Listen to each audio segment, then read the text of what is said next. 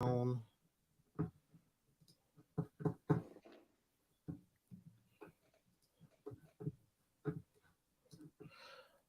going on? Welcome to another live edition of Real Fans Real Talk. I guess we're out of quarantine, but we might still be in quarantine, so I'm not even 100% sure where we're going with this whole quarantine thing. Even though we did have like the smoky skies the other day, might have set us back a little bit.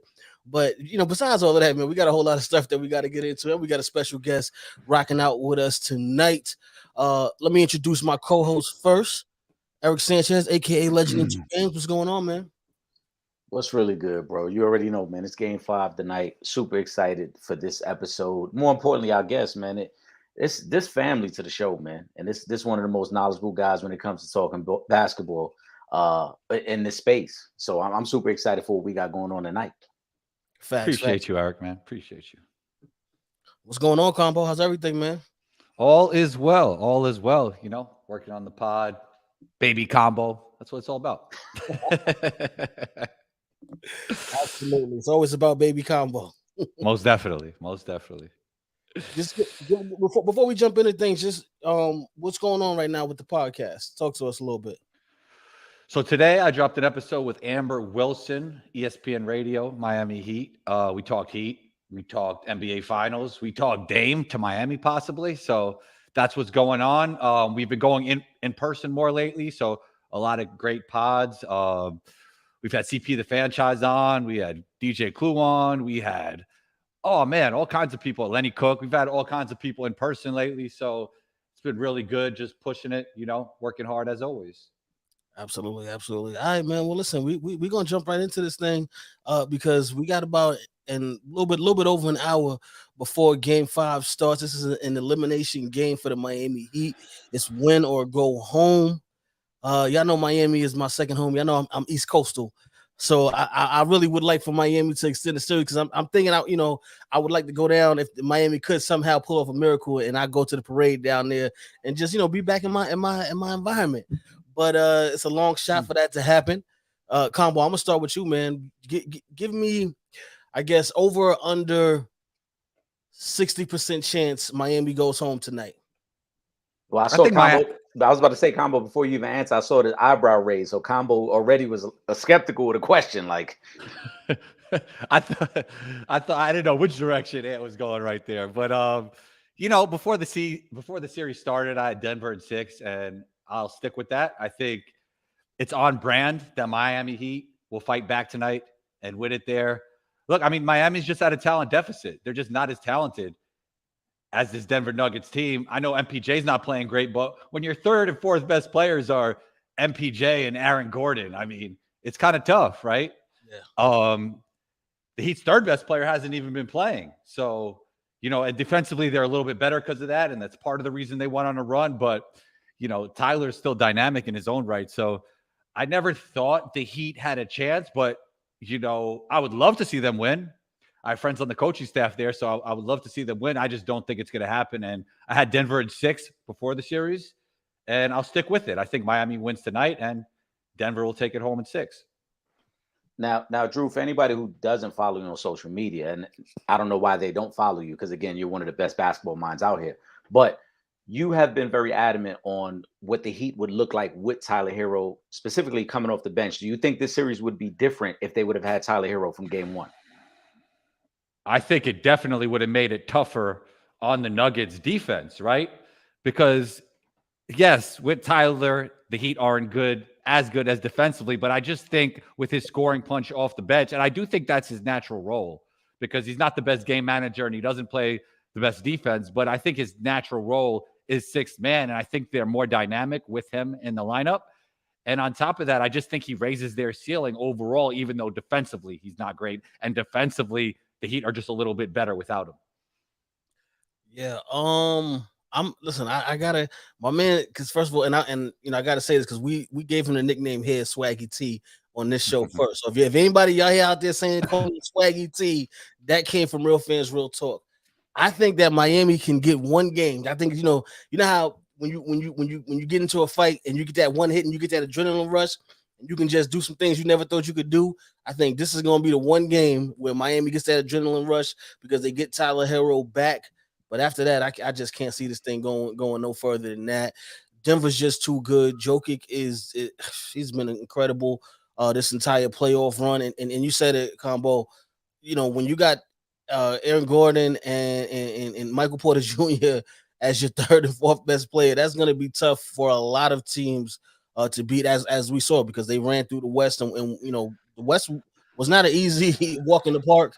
A lot of superstars that Jokic had to put the moves on to get to this NBA Finals. So yeah, I just don't think this thing goes much further than that. I think they can get one more in, but I think that's where it stops. I think that makes sense when you said that adrenaline boost, because Eric, I know you're into boxing, and sometimes when you throw somebody a different look, it doesn't matter what that look is. It just kind of like throws the other team or other person off rhythm. So yeah, I love that. I think that he provides them a different look, and with him in the lineup today, I think he will give them that boost, and the series will go 6, where Denver will inevitably win. Do you think there's anything that Coach Spo can do to give Denver a different look and possibly turn the tide in the series? Maybe a little more zone, because he didn't get into his zone bag as much in game 4. But no, not really, man. That coaching staff and Coach Spo has done everything. Like, they've maximized this team to his highest ability. And Jimmy doesn't look 100%. So that's another reason why I don't think there's that much more they could do. If there is something to do, Spo will do it. But this Denver offense just is such a conundrum. And Jokic's play in general is just, what could you do, man? Like, he could do it all. Yeah, it's tough because, and Eric, you and I have, we've said Coach Spo is one of the better coaches in the league. I think he's the best coach. Yeah, I think he's the best coach. Yeah, I think he's the best coach. Yeah. But at some point, when the talent levels just don't match up, I don't know what more the coaching staff in Miami could do. The teams just aren't evenly matched. And on top of that, it's not like it's just talent. It's talent and continuity and toughness on top of it. It's not like this is just some talented team that doesn't play that well together. They're very well coached in their own right by Coach Mike Malone. So it's just really tough. It's like you even seen Spo on the bench a couple of times, like his eyes going back and forth because he's trying to figure out this puzzle. And you realize at a certain point, there's nothing to figure out, right? It's just an uphill battle. Yeah, I agree. I think it's a combination of talent on the Denver Nuggets, but also the Miami Heat have played above their head. I mean, you look at their last 8 games, they're 2-6, right? They lose the 3 straight to Boston. They win game 7 to salvage and move on. But then they lose 3 out of 4 so far here. And now all of that great 3-point shooting is kind of out the window now. Now they're not playing above their heads. Now they're kind of playing back to where they were throughout the season. And we see the difference between the two teams. The Denver Nuggets, though, I want to ask you, Combo, because you've always talked about what Jamal Murray could do for their ceiling, right? Mm-hmm. Is this something that we should have noticed sooner? Because, yeah, they were the number 1 seed throughout the regular season. They kind of ran through the Western Conference. The toughest series was that Phoenix series that they jumped out 2 on. Were we disrespecting the Nuggets? Should we have seen this sooner and known that they were the best team in the league? Yeah, I think so. I realized it early in this playoff series, and I posted it, I don't know, about 3, 4, 6 weeks ago, that this was obviously the best team in the playoffs, and it would just be tough to beat them with Jamal Murray back. Jamal Murray, Bubble Murray. I mean, he's not quite as athletic as he was when he played in the bubble, but the skill level and the craft has just improved. Like, he is a ridiculous shot maker, just tough shot maker, one of the best guards in the league at this point. It's really undeniable with the way he's playing in the playoffs. So, yes, I do think that many should have realized how good this team was early. I think because it's the Denver Nuggets, not as many people were watching. Like, who lives in that time zone anyway, right? Like, Mountain Time? I mean, not a lot of people are watching those games. So, people realize late because they weren't really watching them. Yeah. I mean, listen, man, we got to give Jamal Murray his flowers because, one, I know there was a lot of people that thought he wasn't going to come back and be able to play at this level after missing the amount of time that he missed after that injury. And what he's been able to do, the consistency, at being that 1-2 punch with Jokic, his shooting ability, from the 3, is something spectacular. I remember when I think it was during that draft year. I think John Calipari was saying that Jamal Murray was the best 3-point shooter in that draft class, and I've watched him improve every season, and then to now bounce back from the injury and come back, and that to help Jokic, who was pretty much turned himself into a top 3 player in this league, and what they've been doing, nothing short of amazing.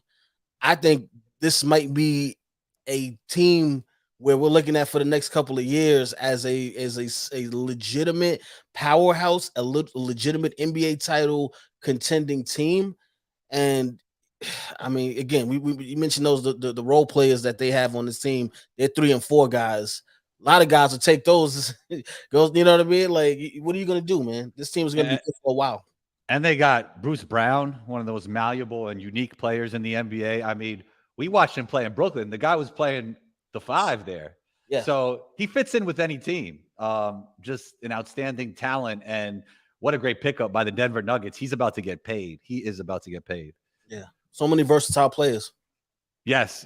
And the kid Christian Braun, I mean, to get those kind of minutes in the NBA Finals from a guy on a rookie contract, from a guy that is a rookie with some shooting upside he still has left on the table. Like, he hasn't even been shooting it that well. But in college, he shot it, I think, at 40%.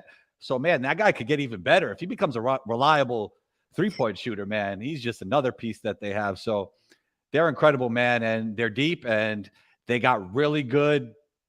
Their top 5 is really good, and, they got guys like Braun and Brown. So, yeah, man, for years to come. Also, decentralized offense, their chemistry is amazing, and they built culture just like the Heat did. Let me ask you guys this. Has Jokic now, and I guess, and I'll wait, I'll say if the Denver Nuggets get the job done, is Jokic the best player in basketball right now?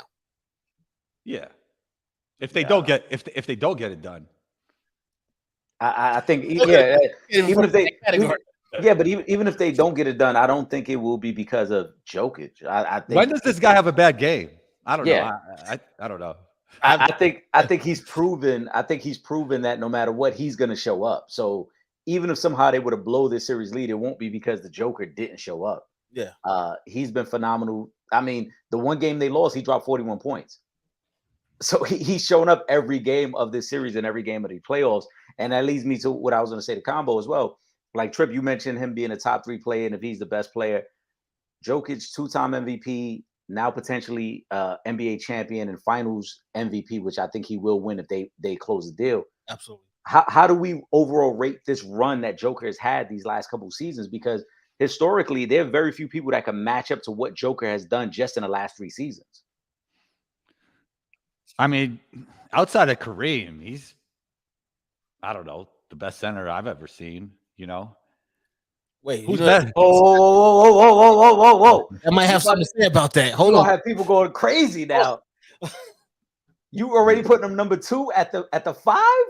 It's not fair. This guy's a point center. It's not fair. But I mean, like Hakeem wasn't passing like this, initiating offense like this, shooting the 3 like this.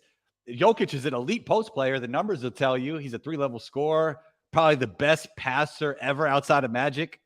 I don't know, man. I don't know about good. Yeah, you gonna give him the best passer ever too? Like, come on. At the center position. He's saying at the center position. No, I'm saying outside of Magic. Who? All right, name a better passer than Jokic outside of Magic. Maybe Bird. I mean, you're overlooking Jason Kidd's contributions to the game. Jason Kidd's one of the first guys I would think about. Yeah, Jason Kidd. Yeah, I'll say Jason Kidd definitely gets an honorable mention. Yeah, too, as one of the I mean, like, he's a center, but would you guys agree he's a top 5 passer of all time? Again, in this moment, yes. Without going in depth to the list, because again, you're talking Kidd, you're talking Nash, you're talking Oscar Robertson. A lot of those guys you just named, a lot of these guys we're naming too weren't 3-time MVPs, and he should have been a 3-time MVP. That's a fact. He should have been. Because I don't necessarily think he should have 3 MVP. I might give him 1 out of the 3. I mean, did deserve it. Obviously, he kind of fell apart, in the playoffs. But I did think Embiid deserved the MVP this year. My only issue with Jokic, and personally why I can't say he's the best player in basketball, is because for me, you can't be the number one guy in basketball if you're not an elite two-way player. So that's my problem. That's why I can't say he's the best. I still got to go with Giannis as the best Defense, player in basketball. defense. So we don't have defense no more. Somebody. Defense, schmefense. But I would also say that he's been very good on defense, especially in these finals. If you watch him play, that backline defender, high IQ, deflections, blocks. Obviously, he's not the most elite defender. We know that, right? His feet aren't super quick. But in basketball, offense just matters more than defense, especially when you're that elite at it. Well, I'll say this. Hold on, Trip. I want to ask you this because I understand your point of view in that you want to be able to affect the game on both sides of the court. But are his limitations defensively worse than Giannis's limitations offensively? Because I think Giannis is very limited offensively. He doesn't have the that game where he has all offensive moves. But if you're averaging 30 points a game, still, I mean, come on, can we really talk too much about your offense? We know he's not a great shooter, but how many guys in the league are scoring more than Giannis? Is this maybe a select two guys that maybe score more than Giannis? Look, I mean, Giannis is definitely close to Jokic. I mean, he's a great player. The thing on offense that Jokic does that separates him from Giannis and Embiid is his ability to make everybody around him better. That is residual effect. And you can't put that into numbers. That's like outside of assists what he does. Forget about the assists. He makes the right pass at the right time. Forget about the spectacular passes. He makes everybody around him better, and it has that compound effect, kind of like Eric was talking about Jason Kidd, like Magic Johnson. That ability, LeBron James, to make everybody around you better, and that's just a game changer right there.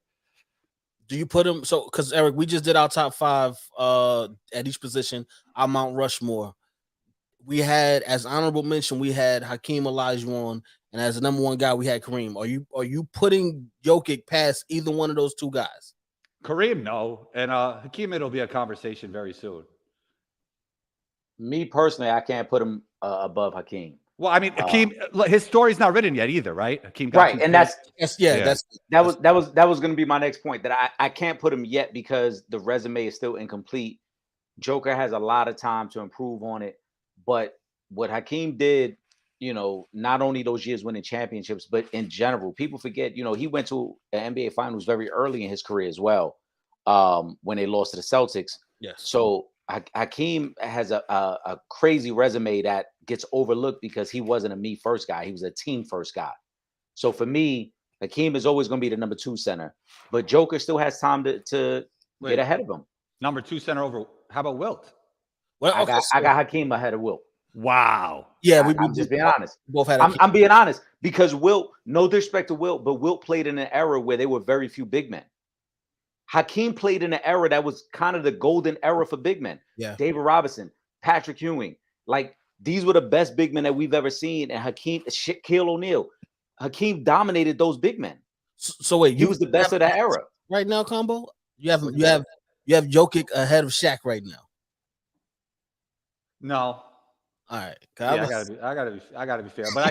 But I think it's in the cards. I definitely think it's in the cards because the story's not finished being written yet. Yeah, right. Yeah, it's in the cards. Possibility. I will give him that. I think Shaq is like a top 3 most dominant player of all time. Maybe not the top 3 best player of all time, but just in terms of like straight dominance in its prime. Shout out the Hoop Baller Scoop in here. I see the comment. Oh, let's see what yeah, my bad. Listen, specify. He says some of y'all. There's only 3 of us in here, so who's some of y'all? He's probably talking about me, but that's all good. I said he was. So I know he's not talking about me because I just said he wasn't. He wasn't in. I think Joker is phenomenal. I think again this run he's on now, we're gonna look back on historically and say this is one of the better runs we've ever seen from a center. Yes, to be back-to-back MVP and then now potentially on the doorstep of being a champion, and he's more than likely going to win Finals MVP. But again, I just don't put him above the dream right now. I think Hakeem was so great in his time and was ahead of his time. Yeah. I just can't put Joker ahead of him. The reason why Jokic didn't win MVP is because of voters fatigue. Oh, absolutely. It's like 1000%. so he should have won 3 in a row, just like Michael Jordan should have more MVPs, just like LeBron James should have more MVPs. Just like Kobe should have more MVPs. Yeah. Yeah. Well, listen, again, the book on Jokic is still Yeah. open right now. That Finals MVP, obviously, if they finish the job, he's going to get the Finals MVP. That's going to look amazing on his resume, and they're in a position to come right back next season and pretty much do the same thing. Not saying it's guaranteed that they will, but they're good enough to come right back and be in the NBA Finals, or at a minimum be in the Western Conference Finals again next season, because the team pretty much will be the same going into next season. Yep. They're going to be tough. And, Jokic, we got Ant Edwards coming. We got Wemby coming. If Luka gets into shape, he doesn't even care about being the best player in the world, by the way. I mean, that's quite apparent. But he might not be the best player in the world moving forward. There's some guys who are really, really good in the NBA, so we'll see. Shout out to Hoop Baller Scoop. I see the comment. I like it. I love the energy. And he averaged 50 in a season. I mean, of course he did. Yeah, that's out of pocket. That he was able to. He did. Listen, but again, it was wait a second. I just want to know how old Hoop Baller Scoop is. If was he like, how old was he? Hold on. Will was not going up against Kareem. Let's call it what it is. Nah, the beginning. He was going against Bill. He was just going against Bill.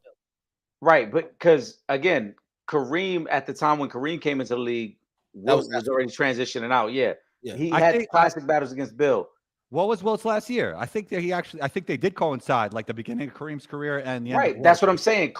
Young Kareem against a Wilt that was already transitioning out the league. By the way, when the Wilt you're talking about that was transitioning out the league, you know what he did? We had the record for most women. Nah, forget about that. Oh, okay, that's no. He led the league in assists. Right, because he made it a point. He made it a point that he wanted to show that he could be a great passer. Yeah, not everybody could do that. So, again, look, Will played against Lou for 2 years. Right, Will was transitioning out the league at that point. He was transitioning out the league. I don't know. I think it's tough to not have Wilt as a second best. Hold on. To Hoop Baller School's point, that's like saying Mike and Kobe was going up against each other. Mike was transitioning out the league when Kobe was ascending. It's not the same thing. I mean, if he played against him or not, the guy's just dominant. No, I'm not knocking what Wilt did in the game. Nobody could ever discredit what Wilt did in the game. Right. I'm just saying, change the game. You know what? Him and Steph Curry probably changed the game of basketball in their era more than anybody. When it comes to the rules, 1,000%. When it comes to the way the game is played. 1,000% agree with that. Yeah. I will say this about Wilt, because one thing we do say on the show is you can only play who's in front of you, right? So Wilt could have been playing, the competition during his time in the league and been a bum. It just so happened that he was one of the greatest players, to ever do it. So I will give him that. But again, when you're talking about, and Eric, you said it, when you're talking about that era in the 90s, like that's the golden era of big men. There was so much competition at the center position at that time. To stand out from those guys, I think that's what really puts you on a higher pedestal. We got one more. There you go. What we got from Hoop Ballers. Let me get this last one in there. Of course. And shout out. No, hold on. Before shout out to Hoop Baller Scoop, because he rocked with us every week. He even tuned into the Friday Night Live, man. So I was on. I forgot we're a family friendly show. I was going to get crazy what I was about to say, but I rock with Hoop Baller Scoop, man. Facts. Big shout. Hey, listen, for everybody that's on the live right now, keep dropping those comments in. We're gonna get to all of them. We appreciate you guys as always.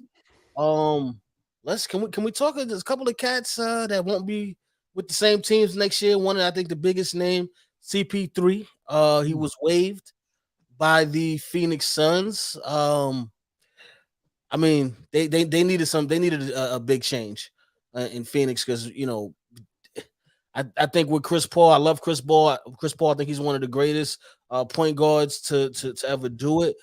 But I think that Chris Paul is too old now and injury prone as the season gets later. I just think if I'm Phoenix, I would have done that too and try to shave some money off the cap. I think owe him. I think it's like 15 million that they're gonna wind up having to pay him, as opposed to was it 43? Well, it's not official yet. I'm gonna let Combo go for him, but it's not official. They haven't officially released him. I know he had the meeting with the front office, but Combo, I'll let you take it from there. I mean, yeah. I mean, they said they waived him, then they didn't waive him, then he's playing, then he's not playing. Who knows, man? But I do think Chris Paul could actually help the Boston Celtics for three reasons. First of all, the Boston Celtics lack game management, which they need a true point guard, and there's hardly any true point guards left. He's probably the last one standing, right? There's not a lot of true point guards. If you go through the best so-called point guard list, I mean, there's guys like Steph Curry, Dame Lillard, Jamal Murray. They're not like my guy Rashad Phillips wouldn't even consider these guys point guards. But Chris Paul is one of the last true point guards, so they need a point guard. He would help there. You know, I wouldn't say the Celtics are tough, but we saw against the Miami Heat just out-toughed them. And Chris Paul brings some mental toughness to the game. The third reason is, you know, the Celtics have brought an analytic approach to the game lately, shooting a lot more threes. And I think Chris Paul's mid-range prowess counterbalances that. So those are three reasons why I think Chris Paul fits really well with the Celtics. And so you think most success would be with the Celtics? Yeah, I think he fits. I think he's a puzzle piece that would just fit right in there. Okay. They need a point guard. I mean, they need somebody to manage the game at the end of the day. I do think he will be great for Boston. And again, my only concern would be my concern with him playing on any team. I just don't know if he can make it later into the playoffs, because I think he would be the perfect piece for a team like Boston. But again, you're going to need him for the Eastern Conference Finals, for the NBA Finals, if Boston could make it back to the finals. And I just don't know if he's durable enough to make it that far. I would load manage him. I'd go big time load management, because the Celtics are going to be good without him in the regular season. Yes. Right? So you manage his minutes. You don't play him on back-to-backs. You do what you can. You try and get him as healthy as possible while holding on to that chemistry a little bit, because you do got to play him during the regular season for that reason. Also, he's a coach on the floor. He's going to have all kinds of impact on the bench. So I think you bring him in, you load manage him, and, you know, you have him play more minutes in the playoffs. I agree with Combo. That's one of the teams I listed, because they're one of the teams, Boston, that goes very ISO heavy in close games. And if you get a guy like Chris Paul who can get you in some offensive sets and just get good possessions, they could be more successful down the stretch. And this has been a problem with Boston for several years. It's not just this season. Yeah. It's been a problem there for Boston for several years. So he could be very valuable to the Celtics. And to Combo's point, maybe you load manage him, and maybe he only plays 60 games, 65 games. Yeah. You know, and keep him fresh. I think another team that fits that mold is the Clippers.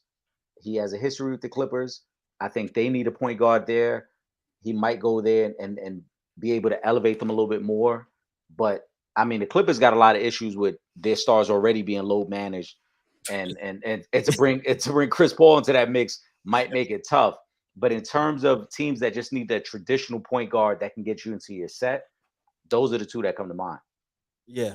Yeah, I do agree. I wouldn't mind Miami as a third team, but just I think that the Celtics are closer to winning a championship with Chris Paul as opposed to Miami, where I think they'll still need a lot more, even with Chris Paul. Even if you could load manage him and just bring him on late, I still think they need a lot more. So I would say the Celtics definitely number one. The Clippers, they just all over the place. So they're so disorganized right now. Like Chris Paul, I think would be an asset to them as well, but they got so much issues. And again, you can't trust none of their guys to stay healthy. So do you really want to have a big three and you don't know if any of those guys will be there if you manage to make it to the second round of the playoffs, even not even to the Western Conference Finals? Like, these guys, they get injured so much. It's like I don't even know if they can make it to the second round. You know. There's two more point guards that we got to get to. Fred VanVleet. He's making himself available as well. Combo, who do you think is the best fit for Fred VanVleet? I like Miami there. I think he'd be a great fit if Dame doesn't want to go. I mean, Fred is a great player, and I think he's tough. I think he fits in the Miami Heat culture. I think Jimmy would love playing with him. I think Bam would love playing with him. And, Kyle, he's playing hard out there, but talk about Father Time being undefeated. I mean, Yeah, He's trying, but, Fred VanVleet at this point is younger and in better shape than Kyle, so he'd be a big upgrade there.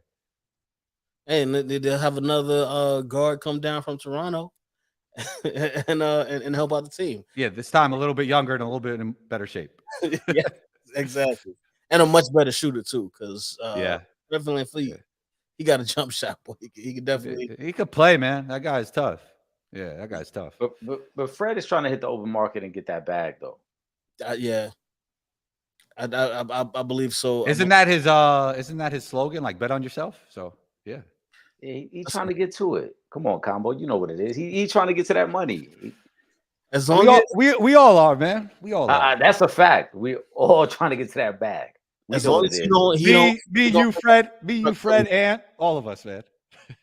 Just don't want him to say bring out the brink sucks for me, and then we have another Isaiah Thomas situation. As long as he don't do that, I think it's all good. But I do like would like to see Fred VanVleet in Miami. I think that would be a nice little pickup for them. Hold on. They just need more talent, right? And Fred is super talented, and he fits in there positionally. He fits in their position. He fits a need because Jimmy has to initiate so much of the offense, and he just has so much on his plate already. He's guarding the other team's best players. He's finishing out the game. He's playing like a point guard type role. Like, I don't even know what position Jimmy plays. Like, it's crazy. Like, you could say he's a small forward, but this he's like their point guard too. He's guarding other players, centers, other team centers. Guy does it all, man, and he needs help. So let's use this to segue to the other point guard that could be on his way out, Trip. Mm-hmm. Because you talked about Miami and Jimmy and everything he's doing. Could Dame be the guy there? Combo? What do you think of Dame potentially going there? I think so, but like that would have to be a trade, right? To Miami. So what makes sense for the Blazers? Like, what kind of trade would make sense? It's tough because Dame talked about wanting to play with Bam. And I'm sure the Blazers would want Bam in that trade. In that trade, yeah, that's the only thing. But I think because what I was seeing, and I know we're gonna talk a little bit about the draft a little bit later, but I was hearing a lot of point guard for Portland with that number 3 pick, which is, and if that's the case, then it kind of, and I hate to say this about Damian Lillard because it's Dame, but it kind of makes Dame expendable in Portland because they're not winning anything anytime soon. So it might be just a situation where we blow this thing up now, draft, maybe our point guard of the future replacement for Damian Lillard, and we can get a lot of draft picks in return, and maybe a all-star player or something close to that, or in a couple of other pieces, around that in a Dame trade. But again, they probably would want Bam in a deal. But if you package, Tyler Hero and a couple of those other guys, maybe they take that, and with a couple of different three draft picks, maybe they go for that. I don't know how many draft picks the Heat have, actually. That's another question. I think they gave up a lot in one of those trades recently. It would be a lot of future picks, and shout out to Wendy. I saw the comment there. Dame is under contract. That contract gets really crazy after next season. Yeah. I believe it maxes out at a point where he's making damn near $50 million a year, with the escalators in his contract. But Miami would have to give up Tyler Hero, maybe Bam, and then at least 3 future firsts. I think that's where the conversation at least starts. But Combo, you let me know what you think. Yeah, I mean, Duncan's still young, and his value is highest it'll be right now. Like when he was out the rotation, he was untradeable. But now, he showed some flashes in the playoffs, so maybe they could move off him and get something for him. So we will see. Also, Dame, the best rapper in basketball for sure. That's a fact. And the Duncan Robinson, that's a great point because Duncan is making about $15 million a year, so he would have to be included in that deal. Yep. And Dame, and shout out to Ron. Dame is in his 30s already. Dame is 32, I believe. Yeah. So do Do you want to be attached to that the bigger numbers? So it's But just think, but contract. just think about what the Heat could do with that, with already their culture in place and the best coaching staff in basketball. If you do pair a Dame with Jimmy and find a way to keep Bam somehow, I mean, that's dangerous, right? That's the key though. Like when a lot of other teams are name chasing, they don't have that culture set in place. Yeah, So if you get Dame in Miami, man, that's trouble for the league, in my opinion. I think it would be, but it just depends on what they have to give up in order to get Dame. If Right. you can keep Dame and then you have a big three, I'm excuse me, if you can keep Bam and you have a big three of Dame, Jimmy, and Bam, now we talking. Most definitely. Now we Most got definitely. something here. And you got your guard, you got your small forward, and you got your big. It's good balance. It's good Yeah, balance. yes, exactly. So I wouldn't mind that. Dame he did say he's spoke on his relationship with Bam. I think the other teams that were mentioned were the Celtics, which I think he kind of pretty much shut that down. He did say he had a good relationship with Mikal Bridges in Brooklyn. And then I seen Josh Hart said, I thought I was your dog too, and try to get him to make that move to New York to I play mean, for the Knicks. But I just on behalf of the Knicks, it just don't make sense. Because I'm just being honest. Him and Jalen Brunson, it just don't make sense for them to be in a backcourt together. yeah.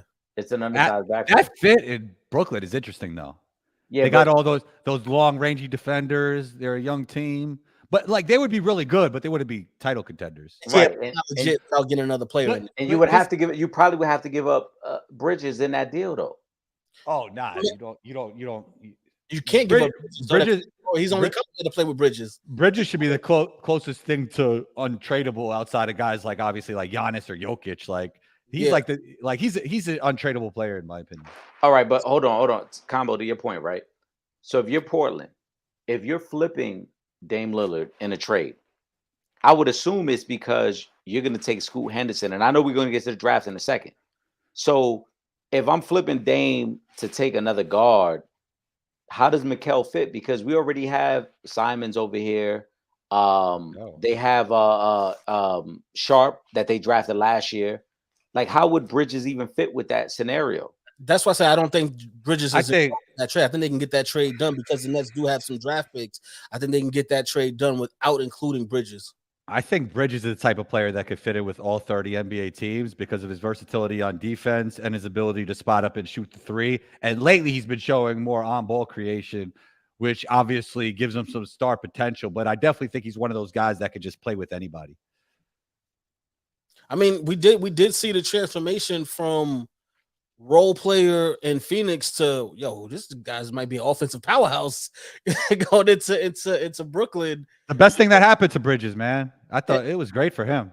That trade was great for him. Yeah. He really got to show, his potential and what else he could do, as opposed to, in Phoenix, where it's pretty much he kind of was just their defensive stopper.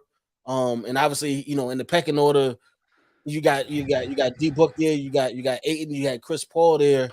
He wasn't getting those shots, but in Brooklyn we saw a different version of Mikal Bridges. So I do think he could fit with most teams in this league, but I don't think that the Nets include Mikal Bridges in the trade if they were to go after Damian Lillard, because that's the guy you're gonna want to keep there with Dame to try to have some resemblance of a playoff team.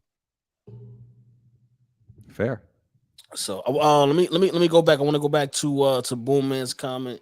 He had a question about Golden State. What moves do y'all think the Warriors are gonna do? I heard they're gonna keep the full gang together and get some bigs. I think the Warriors got to move somebody though, whether that be Jordan Poole or one of those other young guys, or if that's Draymond Green, and you start getting ready for the future. Because again, I don't know how many more years we're gonna be like, well, as long as they got the big three together, they can still do this, because guys are getting older a lot faster.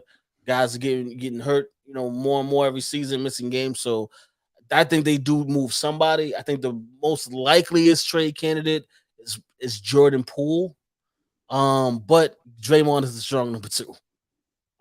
I mean, if you're giving up Draymond, you're basically saying we're building towards the future. And I don't know if they want to do that yet with Steph Curry still playing like he's in his prime. So then there's got to be Jordan Poole, because something got to happen. They got to shake it up.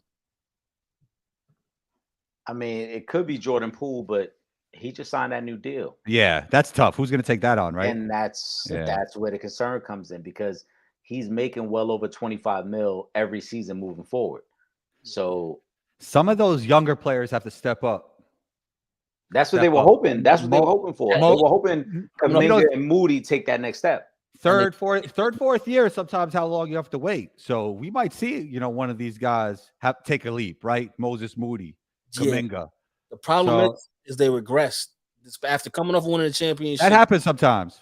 And I don't know how much was attributed to the Draymond Poole situation at the beginning of the season, but those guys regressed. And now it's like, well, when we thought they were going to be able to kind of take over, now we don't know what we're going to be able to do with those guys. Yeah, I think when it comes to young players' development, often all of us are somewhat prisoners in the moment if we see them take a step back one season. But, you know, development is not always linear.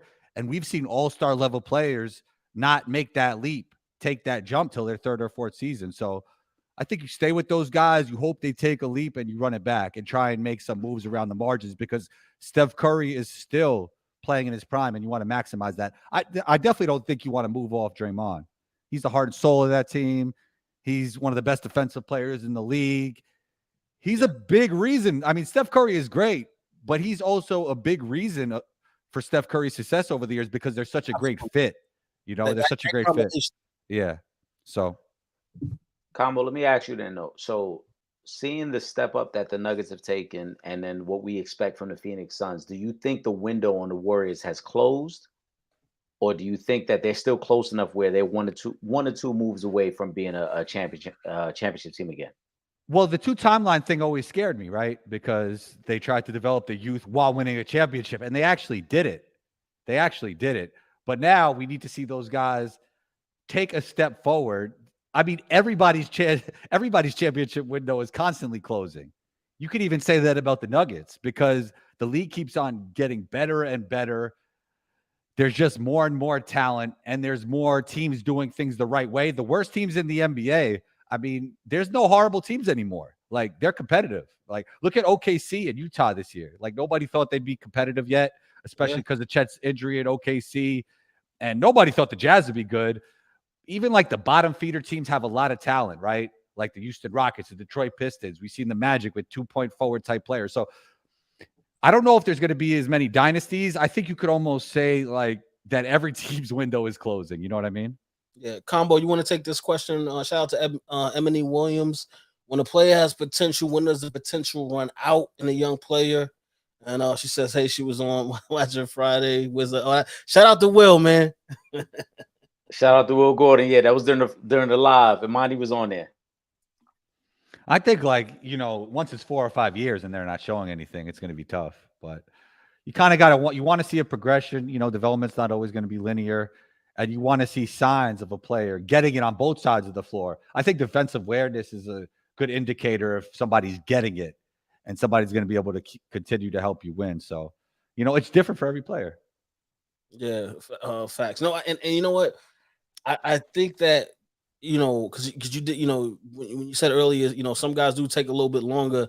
I will say this: Brandon Ingram turned it around from LA when he got over to New Orleans. I know he was dealing with an injury this past season, but Brandon Ingram is one of those guys I think that did come on a little bit later and was able to get to an All-Star game. And I think somebody like that. So I guess we can be a little bit patient. But, you know, we're so much into we got to win it right now. And if we don't win it right now, you know, it's the end of the world. I mean, I feel like Brandon Ingram was always dead nice, even on the Lakers. Well, yeah, but he didn't turn up the way he did. He didn't have the same opportunity for sure. Yeah. What do you think about RJ? And if we're going to see RJ get to an all-star level? I'm not even going to say superstar, but do you think there's still time left for RJ to get to an all-star level? I'm not the biggest RJ guy, me personally. Why are you laughing, Eric? I mean, because I'm out on RJ at this point. I'm not gonna lie, I'm out on him. I mean, look, he's gonna be. I mean, I think he's gonna have a long NBA career. That's good in its own right? I mean, but yeah, I'm one of those guys that really value feel for the game. Like, and he just like that's why I love Anthony Black. I know we're gonna get to the draft to keep this positive. Like, he has elite feel for the game. And RJ is just like he's running through a tunnel at times. And also with the shooting, even when he's shooting good, I see some stuff with the mechanics that just aren't right. Right. You know, it's just not right. And I don't see him the way he's currently shooting the basketball forever for that part of his game to ever be consistent over the course of a whole season. Yeah. Now let me ask you this, and this question for both of you guys. Eric, I know you just said you kind of gave up on RJ Barrett, but can I have a podcast. I like to ask questions. Why did you give up on RJ Barrett? There you go. Because I just feel like he's very limited offensively. And I think that he's a guy who, under the current construction of the Knicks, will never be what we expect him to be. When you draft a guy number 3 overall, you expect the guy to be, if not the franchise, a key part of your success. And too many nights he's cold. I thought he changed that a little bit in the playoffs, but he wasn't consistent enough where we could rely on him to be the third guy. And I don't think he's ever going to live up to the hype of being a number 3 overall pick and what he was coming out of Duke. I think he's a good rotational player, but if he's your third best guy, you can't win a championship with him. So let me go back to my question then, because this is all relative. Was RJ Barrett at the 3rd overall pick when you take into account Zion's injuries and Ja Morant's off the court BS? Was RJ Barrett the best pick? I thought they both have off the court BS. Who, RJ? Oh, Zion got off the court BS too, but his is not really, he ain't out here on live flashing the Thule every weekend. So his is a little bit of different. Zion, nah, man, those guys are just better than him, man. And I don't know, man. I'm be honest with you. I would still take Ja over RJ right now.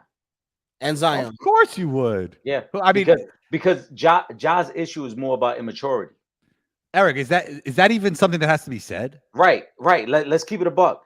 Ja's issue is more about immaturity at this point. And if you get the right people around Ja, and if he just settles down, that gets all worked out.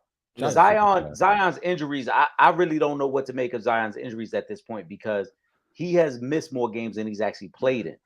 Yeah. But if you're telling me I could redo it, knowing everything I know now, I would still want Ja over RJ Barrett. Okay.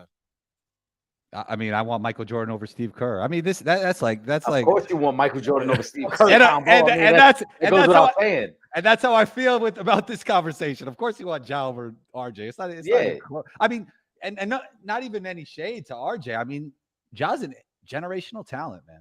Yeah, it's just different. He just got to get his mind right and get some better people around him. And I think, look, this guy's not. I mean, he's not trying to hurt anybody. Like, he's not. I don't think he has any. It just, again, I just think it speaks to, like, him being young, a little bit of immaturity, and not understanding, like, this generation now, we're older guys, we understand, but this generation is so obsessed with being on social media and documenting their life on a day-to-day basis. Yeah. If Ja just steps away from that, we're not even talking about anything right now.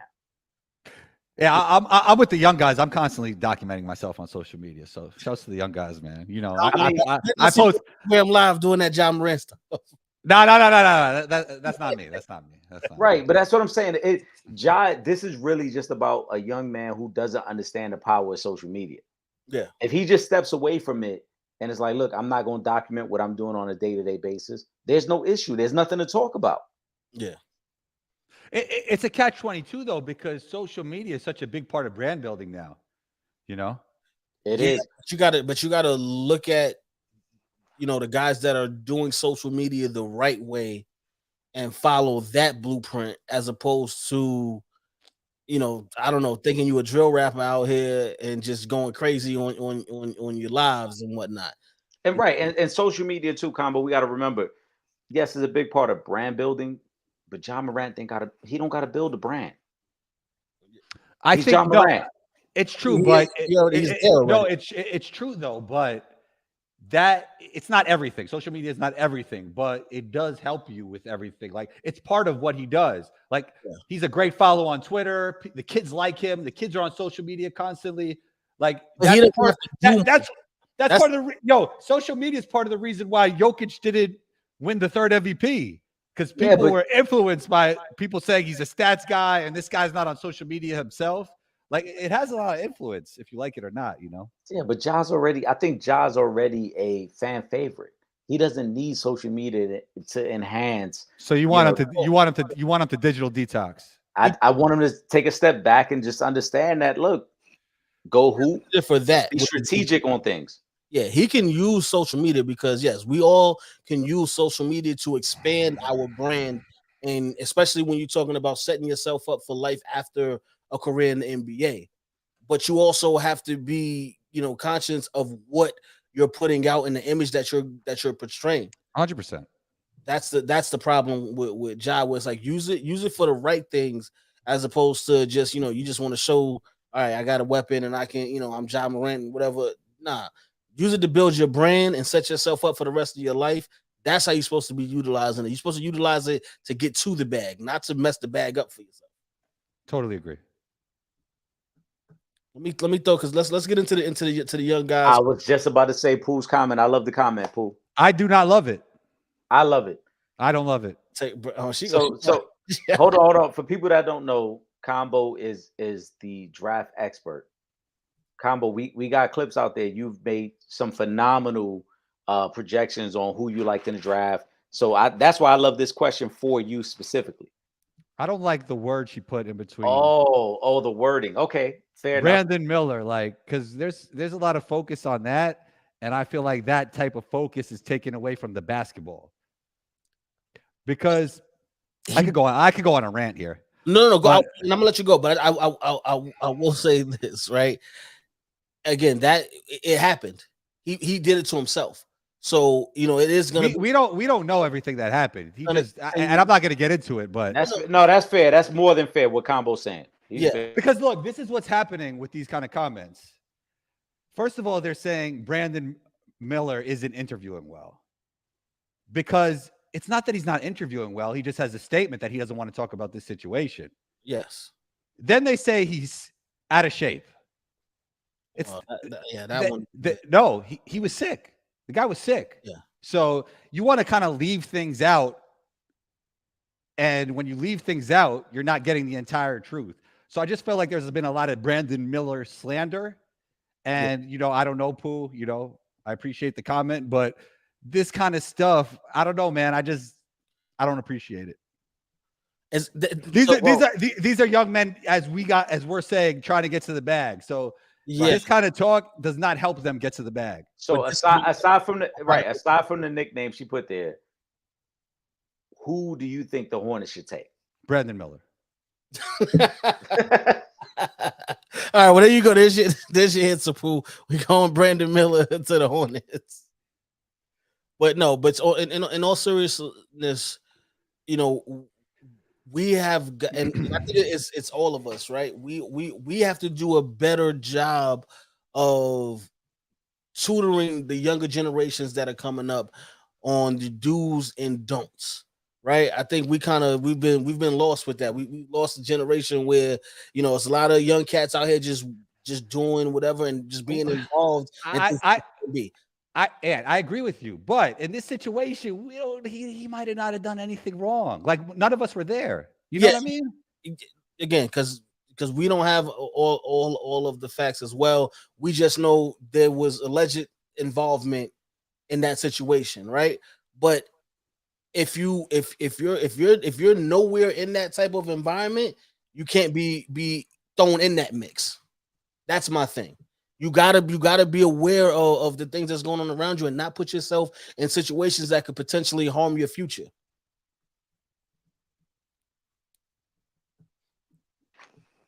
And that's why I'm at with it. But yeah, I mean that's one of them topics. Again, we don't know all the details. We got to leave it as is. I mean, I ain't mad at Pooh for putting that there, but it is what it is. Who again? Combo said who he would take, and I agree with him. I think Brandon Miller is the guy you would take there. Yeah. I mean, first of all, I just think he's the second best prospect in this draft, and third of all, positionally, like I always rather go best player available over fit, but fit wise as well. He's a better fit with LaMelo. So, I would definitely go with Brandon Miller. Because you say he's number 2, right? How far from the number one, or I guess the projected a number 1 overall pick, Victor Wembanyama. How far are they apart on the spectrum? Who? Brandon Miller and Victor Wembanyama. Brandon Miller and Victor Wembanyama are way far apart. Victor is the best prospect we've seen in the past 20 years. So it's pretty. So, I mean, have you watched this guy play? It doesn't look real. Yeah, It does not look real. It's crazy. Like if this was in a video game, I'd be like, yeah, that's crazy. Like, what are we doing? Like that it don't even make sense in a video game. Yeah. The guy had a step back 3, missed, ran, got his own rebound, put back dunk. Like that was crazy. This guy's ridiculous. He's. I want to get your take on the second part of that question. What from Bullman, we expect him to score 25 and 15 right away. What do you expect from Wembanyama coming into his rookie season? I mean, I don't know if he's going to score 25 and 15 right away, but That's crazy. I mean, but that doesn't mean he's not going to be a generational talent. No. But I'm just saying, give me a ballpark figure of where you think he will be at come the end of the season. Like just stats wise? Yeah, just what do you think he's at? 15 and 8, maybe? Yeah, 15, 10, and 5. I don't know. And he's going to change the game defensively. Like, yeah, guys might bully ball him a little bit, but he's going to change the geometry of the court on defense with his rim protection and his length and athleticism and timing. Okay. He's going to be a total difference maker on the defensive side of the floor. Combo, this is my favorite question for you this time of year. Give me a prospect that is slept on that nobody's really paying attention to, because in the past, you've given me Bones Highland. You've given me some guys that people weren't really talking about. So who's the guy that's on your radar that you don't think is getting enough love? Man, he just took his name out the draft. Nikola Jersic. So he's kind of like, he's a Serbian, 6'7", kind of like, he has like a Paul George type game, 3-level scorer, passes the basketball, good defender, but he just took his name out the draft. So that's who I have for you, but he's not there anymore. So who's your B guy then? Who's my B guy? Oh man. Okay. Tre'Quavion Smith of NC State. He kind of got that Bones Highland type game. Super dynamic as a scorer, 6'5", shifty, gets his shot off effortlessly. I think he could be scoring punch off the bench or even a starter. Just very dynamic, very shifty. Like if you saw him just in an open run, you'd be like, oh, this guy should be top 15. You know what I mean? Like with other draft prospects, he's done really good, after the college season with all the NBA stuff that goes on there, in terms of like pro days and all that kinds of stuff. I think he's really dynamic. He gives you some Bones Highland vibes, maybe not as point guardish as Bones, but yeah, I love his game. Now we got to shout out the Hoop Ball Scoop. This is actually I was waiting for you to come back on the program because I wanted to get your take on this young man as well. But Hoop Ball Scoop says, I think NBA Summer League will break all the attendance records and Summer League TV ratings, and then give your thoughts on Imani Bates. That's somebody I wanted to get your opinion on as well. And hold on, before you say that too, because Boo Man also had a question about Imani, so I wanted to kind of tie them in together as well. He goes, how Imani Bates go a few years ago from sure number 1. Did he get exposed at Memphis? Why can't he still be a lottery type pick? So it's a combination of your thoughts on Imani Bates and what do we see at his time in Memphis that might have changed him being a number 1 overall pick? I think he's great value in the second round at this point, because a lot of times when a player is ranked that high in high school, it's for a reason. So I don't think he was exposed in Memphis. I just thought it wasn't a great fit, and there was other players that Penny wanted to play over him, and he showed some really crazy scoring games at Eastern Michigan. So I think he's great value at number 2. He has, like, when it comes to that, there's some parts of his game that are definitely lacking, but when it comes to like creating with the basketball in his hand and getting that shot off effortlessly, I really love his game, and I think I would definitely take him early in the second round.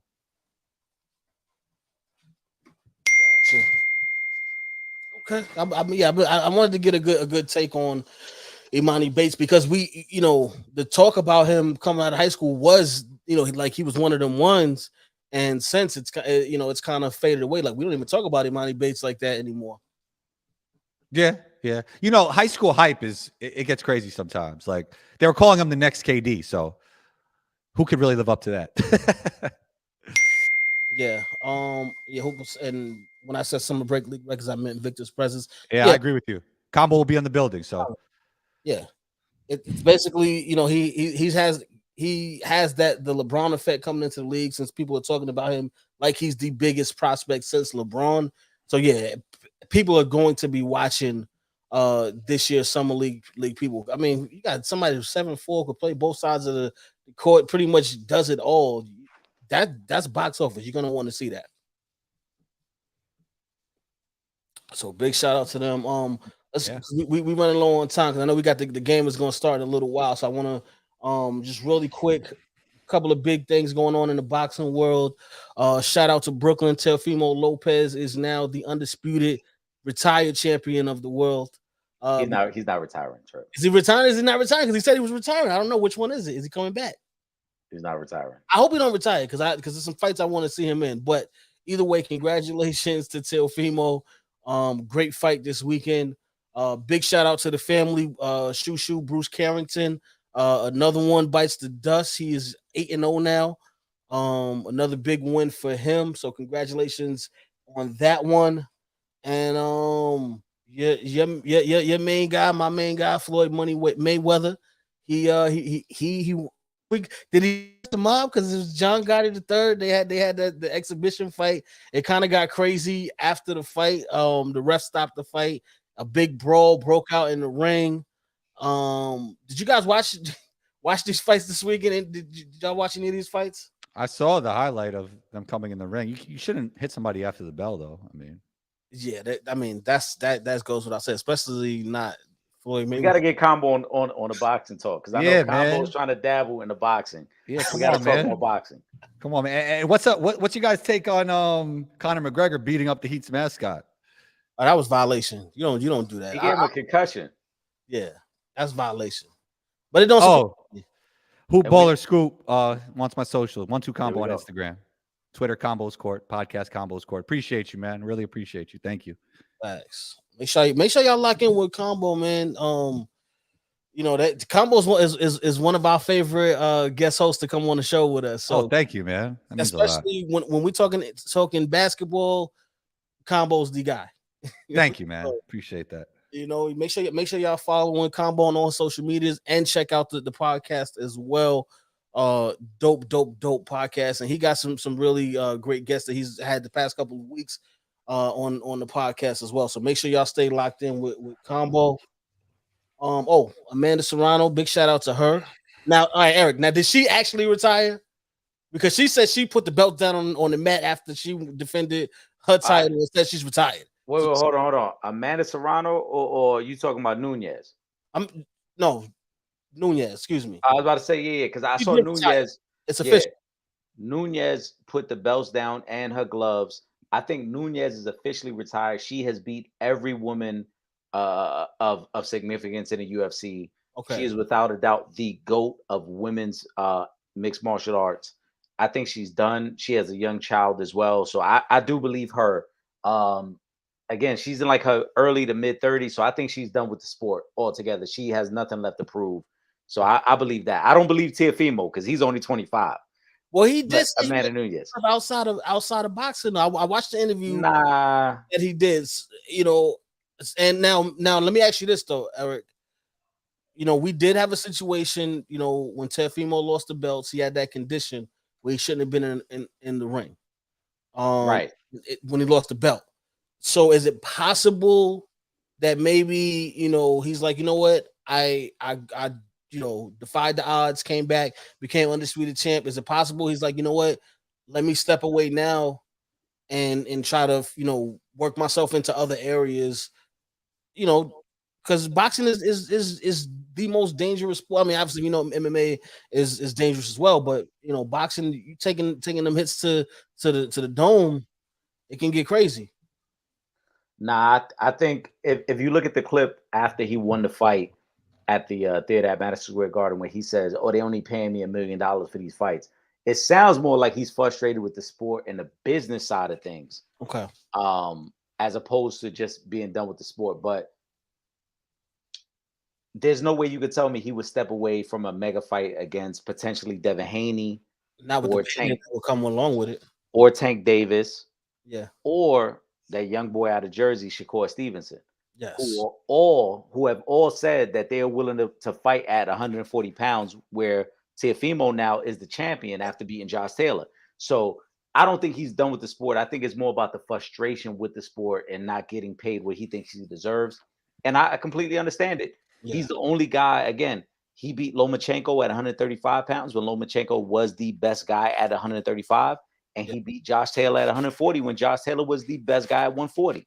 And it So may be a point to get to the bag too. right, that's my point. He wants to get to the money because he has shown at 135 and 140 pounds he is the best fighter until somebody can really beat him. Cambosis aside, I don't count the Cambosis fight because he damn near died in that fight. And if you came go back and still got the knockdown later on.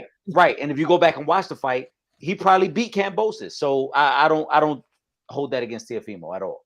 All right. Well, look, we're gonna get this last question, and because we love y'all the comments. So we're gonna get this last one in, and then we're gonna get to the final thought segment of the show. Shout out to Boomman Williams. What's y'all thoughts on the shaky Lakers? What's the offseason gonna be for them? I think it's gonna be figuring out the point guard situation and how they are going to move forward with that. I think that's gonna be the number one option because D'Angelo Russell's contract is up. So whether they try to do some type of sign and trade for him, who knows if LeBron tries to recruit Chris Paul to come to LA. Kyrie is still out there trying to get LeBron to come to Dallas, which we said we didn't think would happen anyway. But there's a possibility. I think it's a bigger chance of Kyrie going to LA than LA going to Dallas. Than LeBron going to Dallas. Y'all got to understand the Lakers with the move. There's a lot to unpack there. I'm gonna let Combo go first. A lot to unpack there. I don't like Chris Paul there. I don't think that fit with LeBron makes sense. Yeah, I don't know why LeBron would go to the Mavericks. Doesn't make sense. I think they did pretty well, and their trade deadline moves were fantastic. So they got some young, exciting players with Austin Reeves. Probably somebody's going to pay him though, and he might depart. I think and so. They'll have Rui Hachimura going forward. So they're kind of like on the 2 timeline thing themselves. So we got to see how things develop. I think Austin Reeves is going to be like the ball Mamba when he balled out and he got the bag from Chicago. He's a lot more talented offensively. Yeah, than Caruso.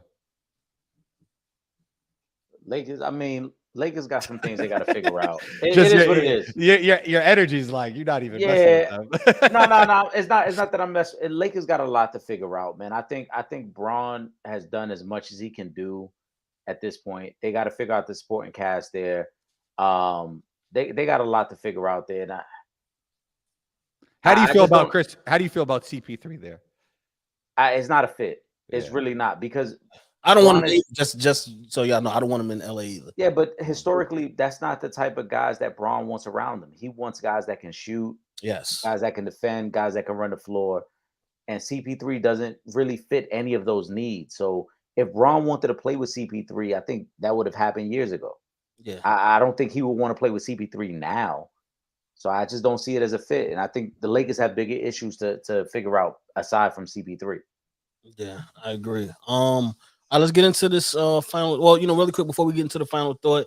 Once again, let me thank everybody that's been rocking with us on the live. Y'all know it's nothing but love. We appreciate you guys. If you are not in the New York City area and you can't watch on Verizon 43 Thursday nights from 8 p.m. to 9 p.m., don't worry. You can still go to the website, realfansrealtalk.com. Click that red button on the homepage. You can watch from anywhere in the world. Also, make sure you subscribe to us on all our social media, facebook.com/Real Fans Real Talk, Twitter, Instagram @Real Fan Talk. And of course, y'all see the YouTube up there. Subscribe to that YouTube channel, youtube.com/For the Fans Productions. And make sure that you guys are subscribed to the big three, Real Fans Real Talk podcast, the Sanchez Show podcast, and Combos Court podcast, streaming on all major platforms. Make sure y'all got to stay in the loop, man, because y'all not gonna get that sports talk like we give it to y'all. Nah, that's a fact. Combo, we got to get you back on a Friday night live too. Let me know when you're available.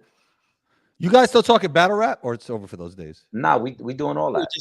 There was actually, Big K just beat Mook. Don't you agree? I gotta watch the footage before I confirm that. Oh. I have to watch the footage before I confirm. Oh, that. you'll confirm it once you watch it. Yeah, I Did you watch it, Anthony? I did watch it. And I need to watch it again because Mook used to have mystique. It was close because like when he didn't battle a lot, he kind of lost that now. Yeah, and I think I thought Mook, all the way kind of transitioned himself into this era when he beat Geechee Gotti.